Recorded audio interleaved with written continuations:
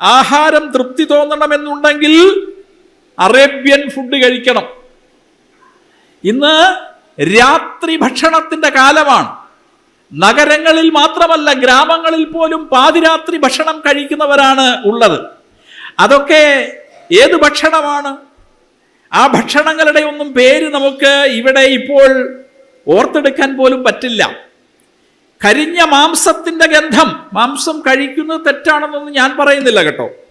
പക്ഷേ കരിഞ്ഞ മാംസത്തിന്റെ ഗന്ധം, രൂക്ഷമായ തീഷ്ണമായ ഗന്ധം നമ്മളുടെ നാസാദ്വാരങ്ങളെ തുളച്ചുകൊണ്ട് കടന്നു പോകുന്നു. നമ്മുടെ തെരുവുകളിലൂടെ സഞ്ചരിക്കുമ്പോൾ ഒരു ശ്മശാനത്തിലൂടെ കടന്നു പോകുന്ന പ്രതീതിയാണ് ഇന്ന് നമ്മുടെ കേരളത്തിലെ തെരുവിലൂടെ വൈകുന്നേരം സഞ്ചരിച്ചാലുള്ളത്. അവിടെ നമ്മൾ ശവവർമ്മയാണ് കഴിക്കുന്നത്. ചിലരതിന് ഷവർമ്മ എന്ന് പറയുന്നുണ്ട്. കഴിക്കുന്നത് വർമ്മയാണ്, കഴിക്കുന്നത് ശവമാണ്. അതുകൊണ്ടാണ് അതിന് ശവവർമ്മ എന്ന് പേര്. കേരളത്തിൽ ഷവർമ്മ കഴിച്ച് അനേകം പേര് മരിച്ചു. അതിലൊരു മുഹമ്മദ് ഇല്ല, അതിലൊരു ആയിഷ ഇല്ല, അതിലൊരു തോമസ് ഇല്ല. പക്ഷെ അതിൽ വർമ്മയുണ്ടായിരുന്നു. അതുകൊണ്ടായിരിക്കും ഒരുപക്ഷെ അത് ഷവർമ്മയായത്. ഈ ആക്രാന്തം മൂത്ത് ഭണ്ഡാരമടങ്ങാൻ ഇത് പോയി തിന്നു ചാകുന്നവന്റെ പേര് ഹിന്ദു എന്നാണ്. ഇന്ന് ഈ നവോത്ഥാനം ചില സ്ഥലങ്ങളിലെങ്കിലും വഴിപിഴച്ചു പോകുന്നുണ്ടോ എന്നും സംശയിക്കേണ്ടിയിരിക്കുന്നു. ഈ കഴിഞ്ഞ ദിവസം ഒരു അമ്പലപ്പറമ്പിൽ വേടന്റെ ആട്ടവും പാട്ടും കൂത്തും ഉണ്ടായിരുന്നു എന്നാണ് ഞാൻ അറിഞ്ഞത്. ആള് കൂടാൻ വേണ്ടിയിട്ട് വേടന്റെ പാട്ട് വെക്കാൻ തയ്യാറാകുന്നവർ ഒരുപക്ഷെ ആള് കൂടാൻ വേണ്ടിയിട്ട് കാബറെ ഡാൻസും നമ്മുടെ അമ്പലപ്പറമ്പിൽ വെക്കും. വേടനോട് എനിക്ക് വ്യക്തിപരമായ വിരോധമൊന്നുമില്ല.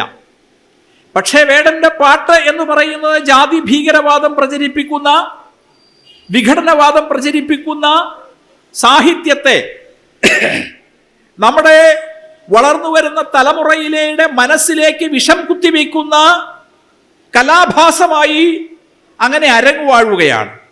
വേടൻ എന്ന് പറയുന്ന കലാകാരന്റെ പിന്നിൽ ശക്തമായ സ്പോൺസർ ശക്തികളുണ്ട്.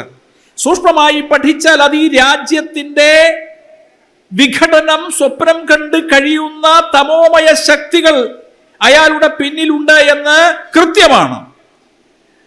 അത്തരം കലാഭാസങ്ങൾ നമ്മളുടെ നാലമ്പലങ്ങളിലേക്ക് കടന്നു വരുന്നതിനെ ചെറുത്തു തോൽപ്പിക്കാൻ നമുക്ക് കഴിയേണ്ടതാണ്. ആഹാരം തൃപ്തി തോന്നണമെന്നുണ്ടെങ്കിൽ അറേബ്യൻ ഫുഡ് കഴിക്കണം. ഇന്ന് രാത്രി ഭക്ഷണത്തിന്റെ കാലമാണ്.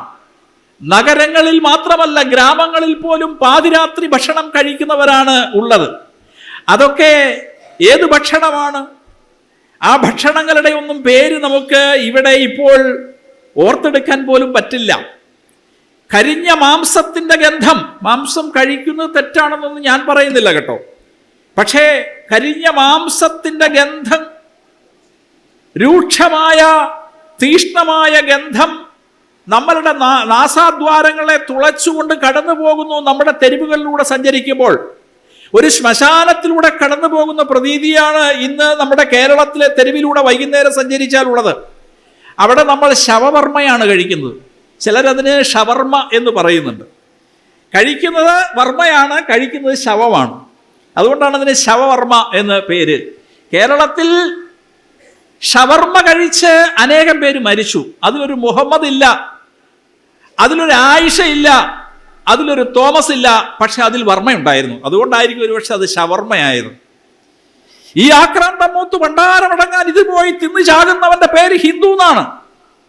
ഇന്ന് ഈ നവോത്ഥാനം ചില സ്ഥലങ്ങളിലെങ്കിലും വഴിപിഴച്ചു പോകുന്നുണ്ടോ എന്നും സംശയിക്കേണ്ടിയിരിക്കുന്നു. ഈ കഴിഞ്ഞ ദിവസം ഒരു അമ്പലപ്പറമ്പിൽ വേടന്റെ ആട്ടവും പാട്ടും കൂത്തും ഉണ്ടായിരുന്നു എന്നാണ് ഞാൻ അറിഞ്ഞത്. ആള് കൂടാൻ വേണ്ടിയിട്ട് വേടന്റെ പാട്ട് വെക്കാൻ തയ്യാറാകുന്നവർ ഒരുപക്ഷെ ആള് കൂടാൻ വേണ്ടിയിട്ട് കാബറെ ഡാൻസും നമ്മുടെ അമ്പലപ്പറമ്പിൽ വെക്കും. വേടനോട് എനിക്ക് വ്യക്തിപരമായ വിരോധമൊന്നുമില്ല.